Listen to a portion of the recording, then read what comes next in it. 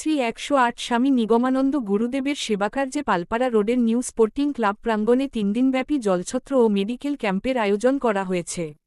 সেবাকাজে উপস্থিত ছিলেন হালিশহর আসাম বঙ্গীয় মঠের মহারাজ শ্রী প্রণবেশ চৈতন্য মহারাজ, হুগলি জেলা সদস্য সুমন সেন, গোবিন্দ চ্যাটার্জি, রবীন্দ্রনগর কাপাসডাঙ্গা সংঘের সভাপতি শ্রী অভিষেক দাস এবং রবীন্দ্রনগর যুব কমিটির সদস্য অভিষেক গুপ্তা সহ বহু গুরু ভাইবোন। শিবিরে বিনামূল্যে বিশুদ্ধ পানীয় জল এবং প্রাথমিক স্বাস্থ্য পরীক্ষার ব্যবস্থা করা হয়েছে। স্থানীয় চিকিৎসকদের সহায়তায় রক্তচাপ, ডায়াবেটিস, ওজনসহ বিভিন্ন পরীক্ষা চলছে। গুরু ভাই সুমন সেন ও গোবিন্দ চ্যাটার্জি জানান, চন্দননগরের পালপাড়া রোডে প্রতিবছরই গুরুদেবের অনুপ্রেরণায় এই জলছত্র ও মেডিকেল সেবা কার্য পরিচালিত হয়।